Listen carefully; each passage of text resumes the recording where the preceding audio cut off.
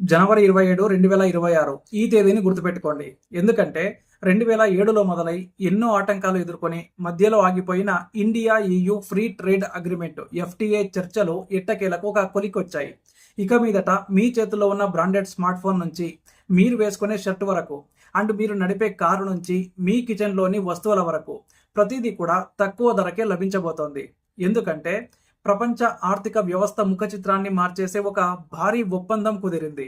దీన్ని mother of all deals అని పిలుస్తూ ఉన్నారు.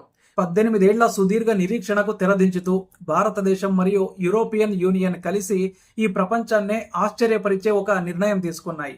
సో ఈ డీల్ వల్ల సామాన్య ప్రజల జేబులో డబ్బు మిగులుతుందా, లేక మన దేశీయ కంపెనీలు సంక్షోభంలో పడతాయా? అసలు మనకు తెలియని ఆ రహస్య ఒప్పందాలు ఏంటి అన్నది ఈ వీడియోలో చాలా క్లియర్గా చెప్తాను. మనం ఇప్పుడు ఒక చారిత్రాత్మక మలుపులో ఉన్నాం. ప్రధాని మోడీ గారు మరియు European commission president Ursula van der Leyen గారి సమక్షంలో జరిగిన ఈ ప్రకటన ప్రపంచ వాణిజ్య రంగంలో ప్రకంపనలు సృష్టిస్తోంది. ఈ రెండు శక్తులు కలిస్తే ప్రపంచ జీడిపిలో 25% వాటా మరియు ప్రపంచ వాణిజ్యంలో 3వ వంతు వీటి సొంతం అవుతాయి. అంటే ఇది కేవలం ఒక సంతకం మాత్రమే కాదు, 2 బిలియన్ల జనాభా ఉన్న మార్కెట్ను ఏకం చేసే ఒక మహాయజ్ఞం అన్నమాట. దీన్ని అర్థం చేసుకోవాలంటే మనం కొంచెం లోతుగా ఆలోచించాలి. ఇప్పటి వరకు మన దేశంలో దొరికే యూరోపియన్ కార్లు అంటే ఆడి కానీ, BMW కావచ్చు, మెర్సిడెస్ లేదా పోర్షే వంటివి కొనాలంటే మనం 110% వరకు దిగుమతి సుంకం కట్టాల్సి వచ్చేది. అంటే విదేశాల్లో ₹1,00,00,000 విలువైన కారు మన దగ్గరకు వచ్చేసరికి 2 కోట్ల పైమాటే అవుతుండేది. కానీ ఈ ఒప్పందం ప్రకారం ఆ సుంకాన్ని 10%కి తగ్గించబోతున్నారు.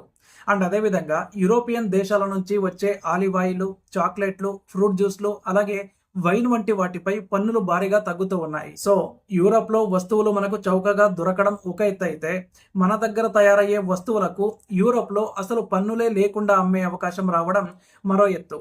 అంటే భారతదేశం నుంచి ఎగుమతి అయ్యే వస్త్రాలు, టెక్స్టైల్స్, తోలు వస్తువులు అంటే లెదరు, అలాగే సముద్ర ఆహారం మరియు నగలపై యూరోప్ దేశాలు 0% పన్ను విధిస్తాయి. ఇప్పటి వరకు బంగ్లాదేశ్ లేదా వియత్నాం వంటి దేశాలకు ఉన్న అడ్వాంటేజ్ ఇప్పుడు మనకు దక్కుతోంది. దీనివల్ల మన దేశంలో లక్షలాది మందికి ఉపాధి లభించే అవకాశం ఉంది.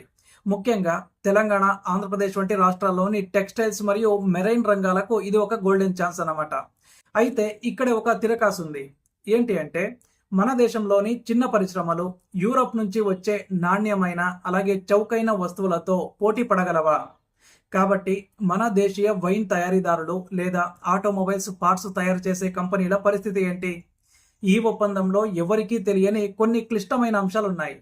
ఏంటంటే యూరోప్ దేశాలు చాలా కఠినమైన పర్యావరణ నిబంధనలను అంటే CBAM అంటే కార్బన్ బార్డర్ అడ్జస్ట్మెంట్ మెకానిజంను పాటిస్తాయి.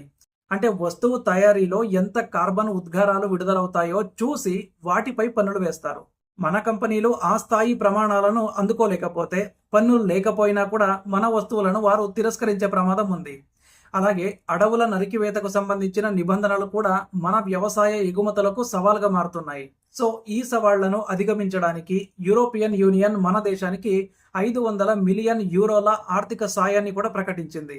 ఇది కేవలం వ్యాపారం మాత్రమే కాదు, క్లీన్ ఎనర్జీ మరియు టెక్నాలజీ ట్రాన్స్ఫర్ కోసం జరుగుతున్న అతిపెద్ద ఒప్పందం అన్నమాట. అండ్ మరో కీలకమైన విషయం ఏంటంటే భారతీయ నిపుణులకు యూరోప్లో ఉద్యోగ అవకాశాలు సులభతరం కానున్నాయి. IT రంగం నుంచి హెల్త్ కేర్ వరకు మన ప్రొఫెషనల్స్ ఎలాంటి ఆటంకాలు లేకుండా యూరోప్ దేశాల్లో సేవలు అందించడానికి వీలుగా మొబిలిటీ ఫ్రేమ్వర్క్ సిద్ధమైంది. అంటే మన విద్యార్థులకు, IT ఉద్యోగులకు యూరోప్ తలుపులు బార్లా తెరుచుకోబోతున్నాయి. మరి ఇన్ని ప్రయోజనాలు ఉన్నప్పుడు 18 ఏళ్ల పాటు ఈ డీల్ ఎందుకు ఆగిపోయింది? ఎందుకు అంటే భారతదేశం తన పాడి పరిశ్రమను అంటే డైరీ మరియు వ్యవసాయాన్ని కాపాడుకోవాలి అని పట్టుబట్టింది. సో ఈ ఒప్పందంలో కూడా భారతదేశం పాడి పరిశ్రమను మరియు ధాన్యాల రంగాన్ని ఈ ఒప్పందం నుంచి మినహాయించి మన రైతుల ప్రయోజనాలను కాపాడింది. అండ్ ఈ డీల్ వెనుక ఉన్న మరో కోణం జియో పాలిటిక్స్ అన్నమాట. ప్రస్తుతం ప్రపంచం మొత్తం చైనాపై ఆధారపడటాన్ని తగ్గించుకోవాలని చూస్తోంది. అమెరికా కూడా ఇతర దేశాలపై టారిఫ్ యుద్ధాలు చేస్తోంది. ఇలాంటి సమయంలో ఇండియా EU జతకట్టడం అంటే చైనాకు ఒక బలమైన సంకేతం పంపించడం లాంటిదే. అండ్ రష్యా ఉక్రెయిన్ యుద్ధం తర్వాత శక్తి వనరుల కోసం అలమటిస్తున్న యూరప్కు భారతదేశం ఒక నమ్మకమైన భాగస్వామిగా కనిపిస్తోంది. ఇది కేవలం వస్తువుల అమ్మకం మాత్రమే కాదు, సెమీకండక్టర్లు, ఆర్టిఫిషియల్ ఇంటెలిజెన్స్ మరియు డిఫెన్స్ రంగాల్లో కూడా ఇరు దేశాలు పరస్పరం సహకరించుకోనున్నాయి. చివరగా మనం ఆలోచించాల్సింది ఏంటంటే ఈ మదర్ ఆఫ్ ఆల్ డీల్స్ మన జీవితాలను ఎలా మార్చబోతోంది. 2027 నాటికి ఈ ఒప్పందం పూర్తి స్థాయిలో అమల్లోకి వచ్చినప్పుడు భారత మార్కెట్లో అంతర్జాతీయ బ్రాండ్లు సాధారణ ప్రజలకు అందుబాటులోకి వస్తాయి. మన దేశంలో పెట్టుబడులు వెల్లువెత్తుతాయి. అయితే పోటీ పెరిగినప్పుడు మన దేశీయ పరిశ్రమలు తమ నాణ్యతను పెంచుకోవాల్సిన అవసరం అయితే ఎంతైనా ఉంది.